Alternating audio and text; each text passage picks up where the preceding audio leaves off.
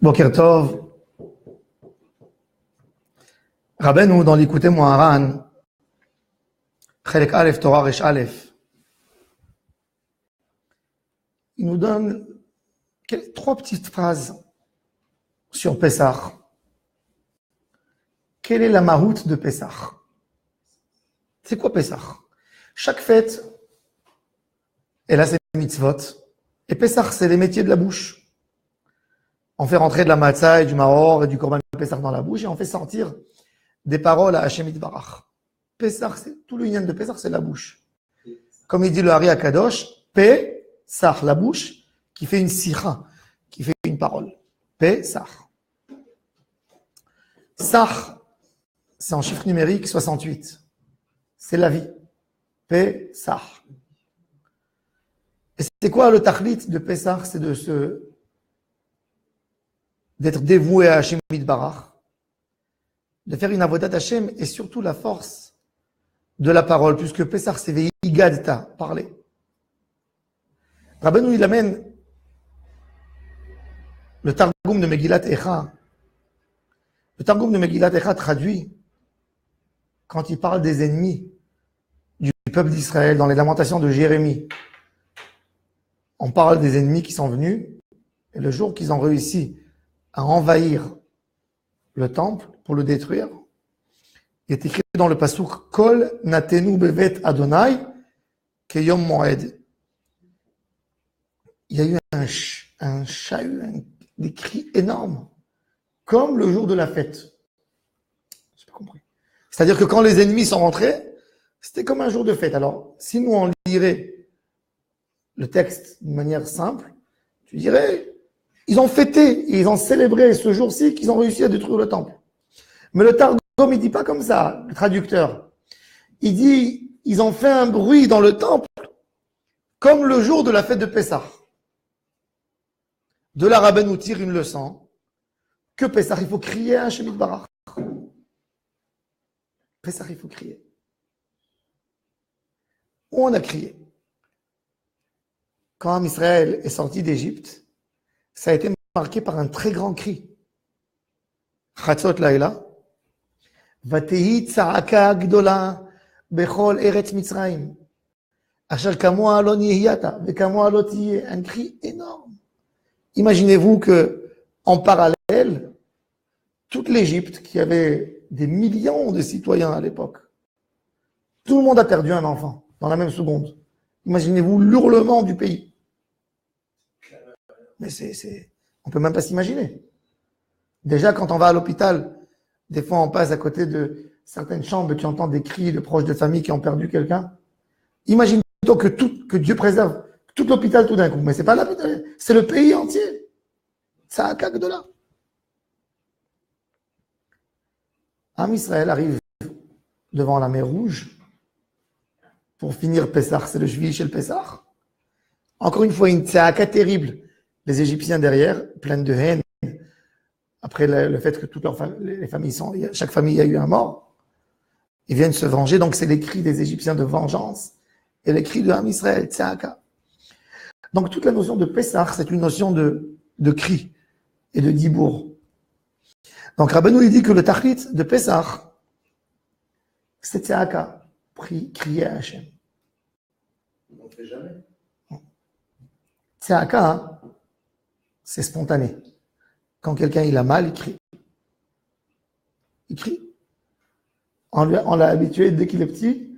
D'ailleurs, c'est intéressant que le Ani, pourquoi il s'appelle Ani? Il a l'Aranot, on est, on Medaber, il parle beaucoup. La Gemara, elle a accepté dans Maseret Psachim d'Afkufud Aleph. La Gemara, elle nous dit pourquoi le pain de Pessah, cette matzah qu'on mange à Pessah, elle s'appelle dans le langage de la Torah Lechem Oni. Lechem Oni. Alors, Shmuel, il dit Lechem She'oni Ma'alav Devarim Arbe, un pain que tu parles beaucoup, genre, avant de manger le pain, tu dois lire toute une agada. Ouais, tu parles beaucoup avant. C'est le tirout qui a été accepté dans la Gemara. Bon, il y a 4-5 explications pourquoi ça s'appelle Lechem Oni. Je vais donc mentionner quelques explications. Une des explications, c'est du pain Azim, ça veut dire que c'est du pain qui a même pas de levain, qui a que de la farine et de l'eau. Donc il est pauvre. Il n'y a pas d'épices, il n'y a pas de sel, il n'y a rien du tout. Donc il est pauvre en soi. Il s'appelle l'Echem Roni. Autre explication, l'Echem Roni, à l'époque, il y avait des fours dans les quartiers. On peut aller jusqu'aujourd'hui. Au Maroc, dans certaines villes, le fran, le four, le grand four où les gens envoyaient la dafina, les trucs. Oui.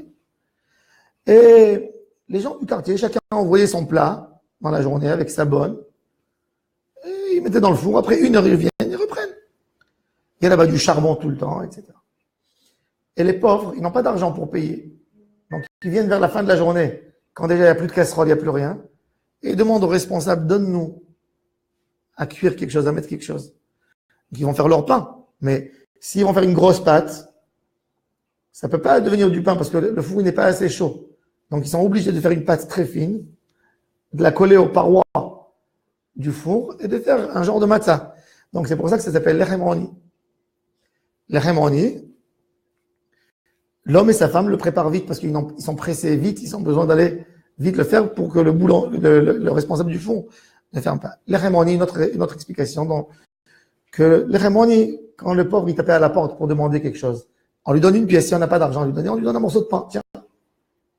Donc, il mange toujours une prousse. Ça aussi, ça a été accepté à la halakha. C'est pour ça que dans les matzot du lait, la seder, avant de faire le motzi, on fait yachatz, on casse la matzah, on garde une moitié pour le afikoman, et une autre moitié, on le met entre les deux matzot. Et quand on fait motzi, on lâche celle d'en bas, et puis on prend celle d'en haut et celle qui a été coupée en deux, et on prend des deux morceaux et on mange. Pour accomplir ce pirouche, c'est quoi matzah? Rabbi Avraham Ben Ezra nous donne une autre explication. Il raconte qu'il était prisonnier en Inde, à l'époque, il y a 800 ans. Et il dit que qu'est-ce qu'il donnait en prison pour les prisonniers? Des galettes. Des galettes pour que le ventre soit plein, vite, en mangeant peu. Donc c'est un pain de misérables. Ils n'ont pas de quoi remplir le ventre et ils mangent des galettes. C'est des explications. Mais le tachlid et la matzah, pour nous, le Zohar Kadosh, il dit matzah, mechla de mesvata. Celui qui a une émouna dans Hashem Yitbarach, il faut savoir que la matzah, elle guérit l'homme de toutes les maladies du monde. En réalité, si on avait assez d'émouna, on peut prendre la matzah, c'est le plus grand antibiotique pour n'importe quelle maladie. Toute maladie, elle peut guérir la matzah. C'est un pain de émouna. Rabbi Chaim Paladji, je vais vous donner une autre zgoula exceptionnelle de le faire de la seder. De la seder, quand vous faites le motzi, Rabbi Chaim Paladji, il dit de prélever un petit morceau de matzah du motzi, de le mettre dans un sachet, de le garder pour Rosh Hashanah. Quand on fait le seder de Rosh Hashanah, on met la matzah et on prend la matzah, on dit Dieu, regarde, on s'est privé pour toi 7 jours du pain, que pour ton amour. Il dit ça, le Satan, quand il entend cette phrase, il se sauve, il ne peut plus parler sur un Israël. On peut manger si on veut. Tu la gardes au congélateur? Non, tu la gardes. Il dit rien que de prendre ça, il y avait une autre zgoula à l'époque, c'est connu, quand les Juifs prenaient le bateau, à l'époque il n'y avait pas d'avion, ils prenaient le bateau, et ils prenaient un morceau du afikoman, ils le gardaient toujours pour ceux qui vont en voyage. Dès qu'il y avait des vagues, ils prenaient un morceau de matzah, ils jetaient dans les vagues et les vagues arrêtaient tout de suite. En parallèle avec Kiryat Yamsouf, c'est connu. C'était une zgoula très connue pour l'époque, les gens qui voyageaient. Celui qui a une émouna, la matzah, c'est le lechem de la émouna. Mais c'est un pain qui nous fait appeler à Hashem Yitbarach.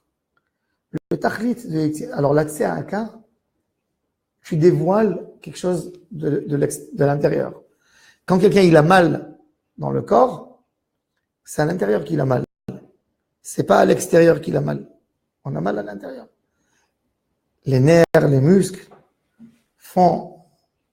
donnent au cœur, la mara, elle lance dans le cœur un signe de douleur et l'homme exprime quelque part le mal intérieur qu'il a en lui et c'est ce qui lui fait exprimer son cri. Ania.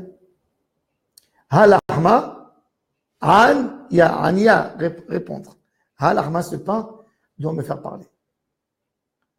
Le pain, c'est quelque chose qui alimente l'homme. Mais même le cri, c'est quelque chose qui alimente l'homme. Avant la tza'aka de Mitzrayim, si on se rappelle, il y avait une autre tza'aka à Hashem Yitbarach.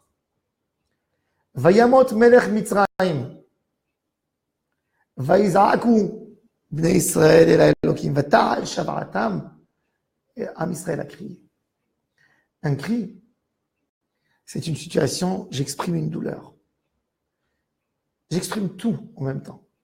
Quand quelqu'un crie, c'est au secours, c'est sa douleur, c'est qu'il s'attend de toi, que tu viens le soutenir, c'est tout. L'itzank et la Hashem Yitbarach. Si la Torah nous dit Bechol dor vador chayav adam lirot atzmo ki ilu hu yatsa mi Mitzrayim, la Haggadah de Pesach nous dit c'est un devoir. C'est pas un devoir simple. Comment je me sens ki ilu yatsati mi Mitzrayim? J'ai même pas connu c'est quoi de l'esclavage, Baruch Hashem. Nous encore les Juifs qui ont fait la Aliyah, qui viennent de Chutz La'aretz, on peut avoir une petite notion de galoute, avoir peur du goy, de l'ennemi, de celui qui te traite de sale juif, de celui qui veut te tuer. On a quelque chose encore. On a passé. On a vu des choses dans la vie, disons. Mais le juif qui est né en Israël, qui a vécu en Israël, il est né dans une Géoula. C'est vrai, on est menacé par des menaces de terroristes, de Gaza, etc. Mais intérieur, quelque part, ça ne nous touche pas dans la vie. Ça ne te touche pas dans ton travail, avec tes collègues, dans ton immeuble, etc. Tu vis pas la notion de galoute quand on te regarde. Donc, quand la Haggadah de Pesach nous dit Chayav Adam, Bechol dor vador lirot et atzmo, ki ilu yatsa mi Mitzrayim, qu'est-ce que je fais moi pour sentir que je suis sorti d'Égypte? Qu'est-ce que je fais? Rabbeinu il nous dit Litzok el Hashem. Développer la notion du cri à Hashem Yitbarach. Crier, mais crier quand je me sens bien, pas crier quand je me sens mal. Quel cri? Quel est le cri qu'un juif doit crier? Hachem, tu me manques. Hachem, tu me manques. Je te sens pas. Ça, c'est le cri. Vaïtzaku el Hachem, en réalité, le cri, c'est viens te tenir à côté de moi. Quand quelqu'un, il est avec un entourage, il crie pas fort. Il pleure. Il mord ses lèvres, mais il crie pas fort. Pas pour déranger. Pas parce qu'il veut pas déranger son entourage. C'est parce que quelque part, il est assuré. Le Pessah, ça doit être un cri de Avodat Hashem.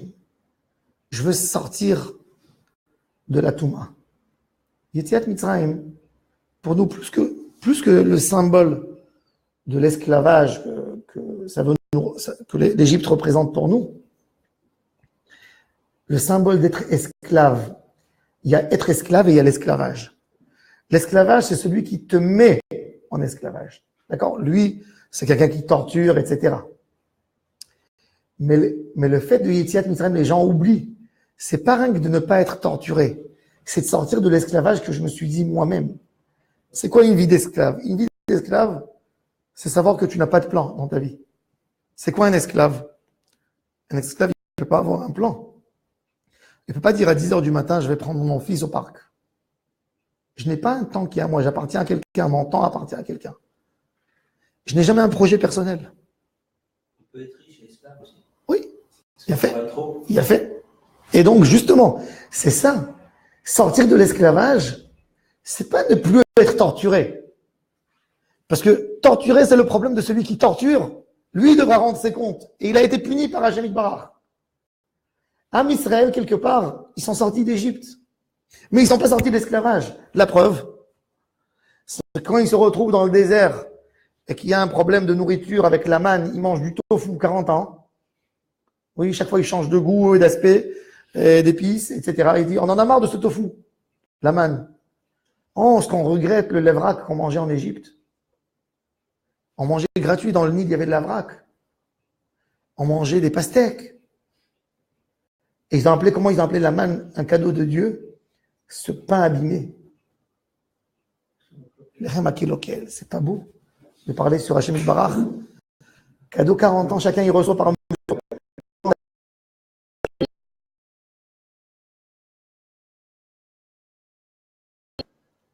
Lechem Akilokel azé. Comment tu peux dire Lechem Akilokel sur Hachem Yitbarach? Comment? Ça, c'est ne pas sortir de l'esclavage. Quelqu'un qui crie, c'est quelqu'un qui sait qu'il peut guérir. Vaïtzak ou Am Israël ne peuvent pas crier à Hachem s'ils ne s'attendent pas qu'il vienne les sauver. Il faut que tu veuilles sortir. Akadosh Baruch Hu, il te dit, tu cries, crie. Parce que si tu cries, c'est-à-dire que tu y crois, que ce cri va t'amener quelque chose d'avantage. Un esclave ne crie pas. Pourquoi il ne crie pas? Parce qu'il va appeler au secours. Les gens ils vont venir, ils vont dire, ah, c'est toi qui cries, mais t'es esclave, je ne peux rien te faire. Donc il n'y a aucun intérêt dans le cri. Ce cri que la Neshama, elle crie, ça exprime pour nous, c'est toi qui vas me faire sortir. Avodat Hashem. Ça, c'est le tachlit de Yetziat Mitzrayim. Et ça, c'est le Inyan, ce qui nous explique Rabbeinu dans l'écoute de Moharan. Shebe Pesach Tzoakim Be'atefila. Il faut crier. Le cri, c'est-à-dire, je me mets là, dans tes mains, je sais que toi, tu vas me faire sortir à Kadosh Baruch Hu. Ça, c'est tout le Inyan de Pesach. Si on regarde Pesach avec ça, on a une autre idée complètement sur Pesach. Pesach, c'est de pouvoir, c'est recevoir une force de Gdusha. C'est de dire, ce que j'ai passé dans ma vie, peu importe, celui qui était dans mon trajet, dans ma vie jusqu'à aujourd'hui, il était là. Je ne peux pas enlever ce qui était là. Je suis pas là pour l'effacer. Je suis pas là pour lutter contre ce qui s'est passé. Je suis là pour savoir m'en sortir. Je suis là pour recevoir une Torah. Je suis là pour faire un matin de Torah. Je suis là pour être proche d'Hachem Yitbarach. Et il faut crier. Le cri, c'est espérer un changement. Ça, c'est le cri. Ça, c'est le tachli de tout. Tout le tachli de Avodat Hashem. La Inyan de Sfirat HaOmer, il commence déjà depuis l'El HaSeder. L'El HaSeder, c'est le giloui, quelque part. C'est comme si on fait un film. Excusez-moi que je donne une parabole, mais quand dans le cinéma, on a fait un film, on veut que tu vois le film, on fait un trailer. Oui? Et tu vois le trailer. Oui? Le trailer qui te montre un petit action du film, et ça te donne envie de voir le film. Le Leil HaSeder, c'est le trailer de Matan Torah. Akadosh Baruch Hu, il nous montre dans 2 heures comment on peut se sentir quand on est proche d'Hachem. Tous comme des princes, comme des rois, avec une joie, avec une parole. Voilà, il a des couleurs. Le Pesach, chacun à sa merveille. Et Hachem, il te dit, voilà, je t'ai donné maintenant cette lumière. Maintenant, tu vas la récupérer en 49 jours de Sfirat HaOmer. Tu vas arriver à Matan Torah et tu peux le recevoir éternellement. Tu deviens un vrai Ben Chogin, un vrai prince. Donc, quand j'ai cette envie de voir Hachem, je crie Hachem. Après, quand j'ai vu le promo, j'ai vu le trailer, j'ai dit, mais je veux voir le film. Je veux voir le film. Je veux être là-bas. C'est ce qu'il dit Rabbeinu. Et c'est ça qu'on crie. Ça, c'est le lien de la Tzedaka, de la Tefila. Je crie parce que je veux être là. Ça signifie quelque chose de beaucoup plus grand, de beaucoup plus fort. Ça, c'est le Pesach. Se rebeller contre soi. Dire, j'ai plus envie de rester le même. La vie m'a amené beaucoup de choses, des bonnes choses, des mauvaises choses. Mais moi, je veux changer. Je veux être quelqu'un de plus grand, de plus fort, d'énorme. Exprimer ma grandeur, la grandeur de ma Neshama, écouter ma Neshama. Savoir qui je suis, qui je dois être, me connaître à moi-même. Ça, c'est par la Tzedaka de la Tefila que tout ça, on est messigim que dans le Inyan de Pesach. Hashem Yizakeo etanu bezrat Hashem. Qu'on soit zochim à la Tzedaka, à la Tefila. ונזכה לגאולה שלמה במהרה בימינו, אמן.